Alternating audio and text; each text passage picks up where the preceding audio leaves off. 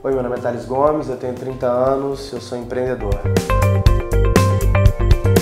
Hoje eu estou à frente da Singu, que é um marketplace de beleza que atua nos principais mercados de beleza brasileiros, que é a cidade do Rio de Janeiro e a cidade de São Paulo.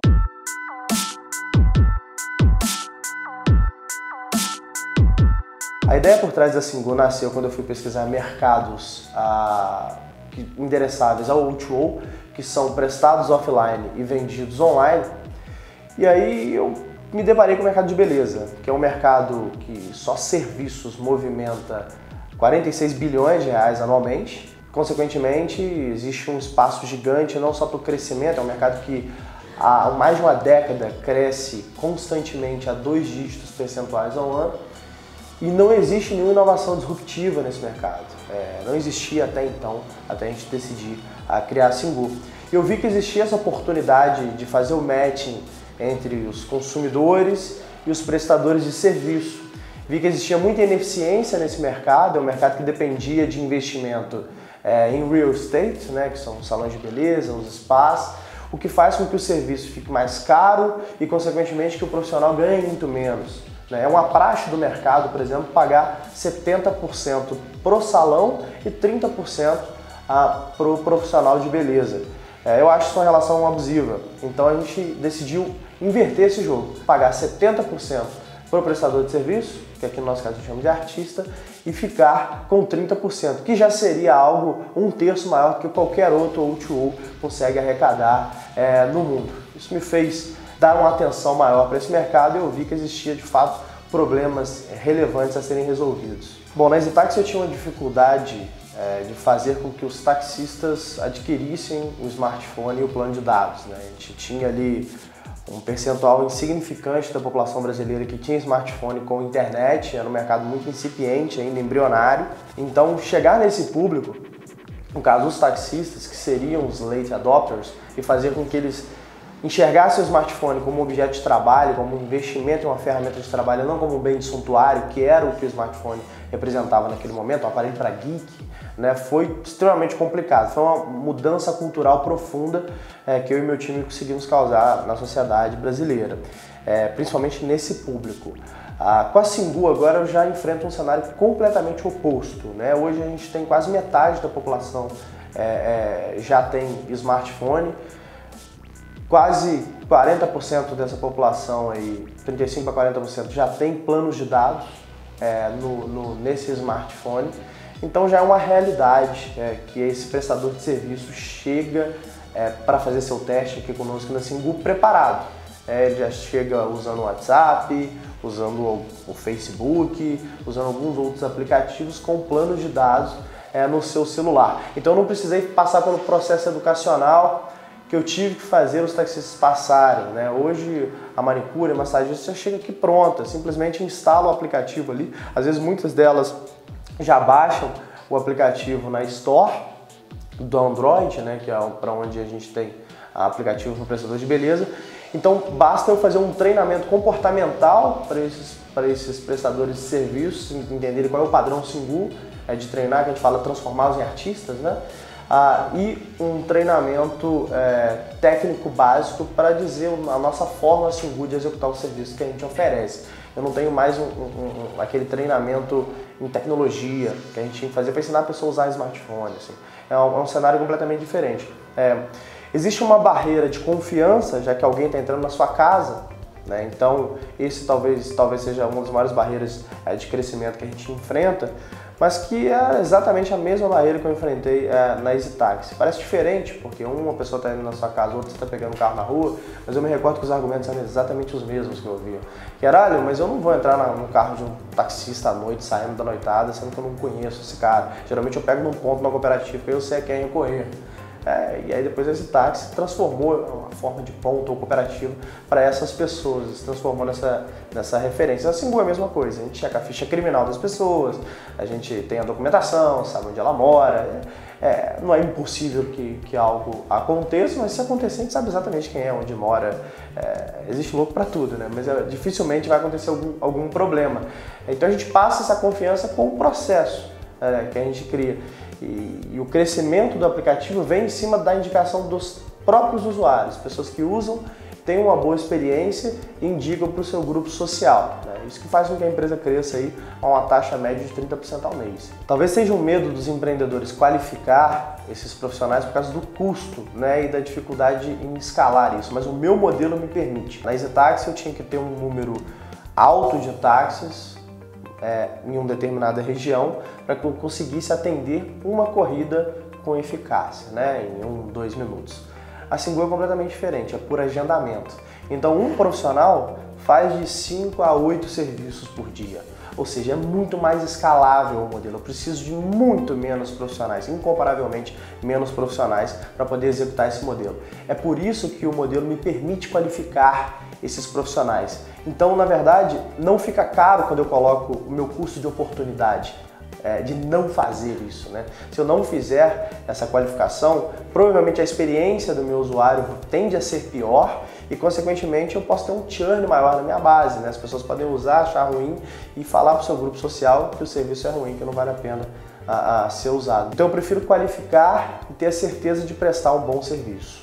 Não necessariamente a manicure ou a massagista ou depiladora tem que estar próximo de você para atender a esse serviço. Na verdade, o meu robô ele aloca a agenda dessas pessoas de acordo com a primeira agenda dela. Então ela pode morar, sei lá, no Capão Redondo, mas se a primeira agenda dela for Itaim, provavelmente as próximas agendas vão ser entre Itaim, Vila Olímpia e Jardins.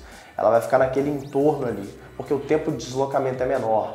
A gente calcula o tempo de execução do serviço, o trânsito previsto para o deslocamento até a próxima agenda de acordo com o modal de transporte que ela deveria usar para se deslocar, e com isso eu consigo alocar de forma mais assertiva os próximos serviços para essa profissional, otimizando a sua agenda, fazendo com que ela ganhe o máximo de dinheiro possível naquele tempo que ela se predeterminou a trabalhar. Então é por isso que não importa muito a localização desse profissional. Por que o meu modelo não existe desintermediação? Né? Era um grande medo que eu tinha quando eu comecei esse modelo, como que eu faria para não ser desintermediado, que é muito mais fácil, né? A pessoa foi na sua casa, você pode pegar o contato dela simplesmente e contratar diretamente.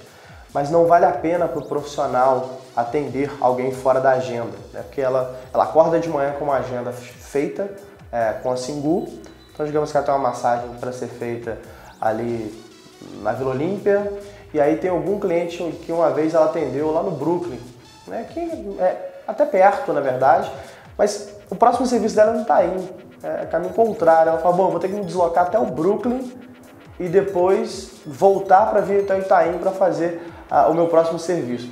Número 1, ela não vai ter tempo, porque a agenda é contada, então geralmente ela tem serviços seguidos a serem feitos. E número 2, só o custo de deslocamento para ela não faz sentido que ela banque esse custo para se deslocar para fazer um serviço a mais. Então colocamos, sei lá, pensar na manicure, onde o serviço custa ali R$49, no nosso caso pé e mão, né, unha R$50, e ela paga para a gente, né, por conseguir esse cliente para ela 30%. Então a gente está falando de R$15. Ela estaria saindo da sua rota por causa de R$15, né, e se ela fosse pagar essa passagem para fazer isso, provavelmente custaria 50% disso o custo de deslocamento. Não faz sentido para ela me desintermediar. E outra que se ela não cumprir a agenda dela, ela é retirada da base. Então se houver atraso excessivo, ela não conseguir cumprir aquela agenda dela, salvo alguns problemas pontuais que o atendimento já tem mapeado, ela vai ser retirada da base. E tem manicures que trabalham conosco, usando o exemplo da manicure, né, que ganha aí 5, 6 mil reais por mês. Né? Em um salão de beleza bom, né, pode-se dizer de luxo, elas conseguem ganhar R$1.800, né, R$2.000, se for um salão muito caro. Com a gente tem manicure ganhando uns 5, 6 mil reais, comprando carro, comprando moto. Então ela não quer perder esse lugar na Singu pelo crescimento que a gente traz profissional e pessoal para esse profissional. Por isso que não acontece a desintermediação, não existe o interesse do lado do profissional. No entanto, para o meu cliente, né, toda mulher, aí mantendo o exemplo da manicure, ela tem sua manicure. Se ela está usando a Singu, porque a manicure dela não pôde atender ela naquele momento, ou porque ela simplesmente quer algo mais prático, quer pagar pelo cartão de crédito, não quer ter que ficar sacando dinheiro ou ficar em dívida com essa profissional. ou é uma pessoa que simplesmente não tem apego a nenhum tipo de profissional desde que o serviço seja bom. Ela está ok que alguém vá até ela, preste um bom serviço. Então ela não tem esse vínculo com alguém, não tem interesse em ter esse vínculo com ninguém. É um tipo de cliente diferente, né? Então tem um desincentivo para os dois lados. É por isso que eu acho que não acontece desintermediação nesse modelo. O custo de aquisição, o famoso CAC, né, custo de aquisição de clientes, para esse modelo, ele tende a ser mais alto, né, porque é um modelo de ticket médio alto. No entanto, as formas que a gente tem de divulgar o produto, que os canais que a gente achou são extremamente escaláveis, a gente chegou a testar a elasticidade de alguns canais e escolheu 3 ou 4 canais que fariam mais sentido, investimos mais nesses canais e fomos melhorando a eficiência desse canal. Então nosso custo de aquisição pro meu modelo acaba sendo baixo. Eu tenho um negócio que a gente chama de cohort recover, né, que é basicamente um nome bonitinho para tempo de recuperação de investimento em um grupo de pessoas, que acontece já no segundo uso. Isso é extremamente raro em marketplace, né? Normalmente um marketplace ele precisa aí de vários meses para poder recuperar esse custo de aquisição. A gente já recupera logo no primeiro mês. Bom, a Singu, como eu disse, vem crescendo a uma média de 30% ao mês. A gente faz hoje por volta de 7 mil agendamentos mensalmente. É uma empresa que nos últimos 12 meses distribuiu aí quase que 2 milhões de reais para as prestadoras de serviços. E acho que não poderia ir melhor. Assim. Pensando em geração de receita, né, o primeiro ano do Singu gerou um pouco mais de 5 vezes mais receitas do que a gente gerou no primeiro ano de EasyTaxi. Então, não poderia estar mais feliz com o modelo, né? Muito disso por causa dos aprendizados que a gente teve executando EasyTaxi e por causa do mercado também. O mercado de beleza é um mercado de ticket médio alto, é um mercado de altíssima recorrência. Unha, por exemplo, é comum que a mulher sul-americana faça unha uma vez por semana. Massagem, é comum as pessoas fazerem massagem a cada 15 dias em média. Tem pessoas que fazem massagem 2, 3 vezes por semana, quando a gente está falando de modeladora, né, de linfática. Então é um mercado com altíssima recorrência e ticket médio alto, que é o casamento perfeito para um negócio com um bom economics. É difícil eu falar que existe alguma bala de prata das lições, né? Geralmente as pessoas tendem a me perguntar qual é a principal lição que você aprendeu na sua vida como gestor. É que tem principais, não tem uma principal lição, assim, tem várias lições que você vai aprendendo, não dá pra simplesmente resumir uma coisa só. Queria eu que fosse tão fácil assim, conseguir resumir alguma coisa. Eu continuo aprendendo todos os dias, isso é muito verdade, não é simplesmente uma falácia para pagar de humilde, não. Eu realmente continuo aprendendo todos os dias. Erros que eu cometi lá atrás, que eu achei que eu tinha aprendido, eu acabei cometendo de novo. Isso acontece, a gente está aprendendo todos os dias. Mas eu aprendi muito sobre o valor das pessoas na EasyTaxi, né? Isso é um negócio que eu trouxe para a minha vida. E aqui na Singu, eu acho que eu descobri o valor de ter um business com econômico saudável. Assim. Quando eu estava na EasyTaxi, eu ainda estava muito naquela pegada Vale do Silício, vamos simplesmente torrar dinheiro e crescer e expandir rápido. Mas a verdade é que se você faz esse ritmo de crescimento, imprime esse ritmo de crescimento sem um econômico saudável no Brasil, isso não é sustentável para o founder, isso vai ser extremamente diluído e é melhor que você faça um business com economics mais saudável, mais pé no chão, né? Poderia ter escalado a Singu para 10 cidades já, né? Por que a gente escolheu Rio e São Paulo? Porque é quase que 40% do mercado brasileiro.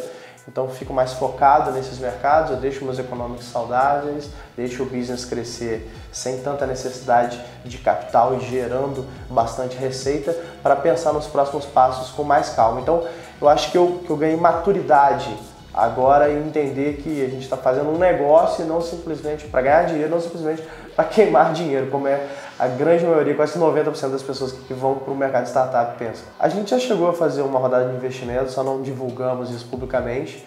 A gente tem como sócios aí o dono de uma das maiores empresas de beleza do mundo. Temos sócios fundos, inclusive do Vale do Silício, um fundo do Vale do Silício que entrou conosco. A gente não quis divulgar a rodada, não quis divulgar valor, a gente quis manter isso mais low profile. Na EasyTaxi eu divulguei muita rodada, muito valor, mostrei o valor do mercado para os competidores conseguiram levantar capital com base nos meus múltiplos. Na Singu eu vou dificultar um pouco mais esse trabalho.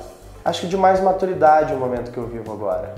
É um momento onde pensa de forma mais estratégica, é menos coração, mais razão. Acho que é um equilíbrio, na verdade o certo seria, existe um equilíbrio maior entre coração e razão. Na Stax era muito coração, pouca razão, hoje eu sou bastante razão e obviamente continuo com a mesma quantidade de coração, mas a barra da razão cresceu muito. Então eu tenho uma maturidade maior para saber a hora de divulgar informações, como crescer, a forma correta de fazer negócio. É a fórmula certa, é garantir que vai tudo dar certo? Não, por enquanto está dando super certo, pode ser que dê errado. Né? Eu não sou a prova de erros. Posso errar, posso cometer uma decisão estratégica que vai quebrar a empresa amanhã, mas por enquanto o negócio está indo muito bem. A verdade é a seguinte, a Singu ela tem uma vida própria hoje. Né? Ela é uma empresa que ela gera centenas de milhares de reais mensalmente já de receita. Então eu não posso querer exigir que a Singu fique tão conhecida quanto a EasyTaxi ficou, porque era um momento completamente diferente, é um negócio completamente diferente, a Singu é um negócio mais nichado. A EasyTaxi era um negócio mais abroad, né? Qualquer pessoa usa táxi, nem toda pessoa faz massagem, nem toda pessoa que faz unha vai querer fazer unha. O Singu é um negócio mais nichado, apesar do Economics ser muito melhor. Eu não tenho nenhum interesse em desvincular a minha imagem de EasyTaxi, porque pelo contrário, tenho muito orgulho de ter sido talvez a maior startup brasileira.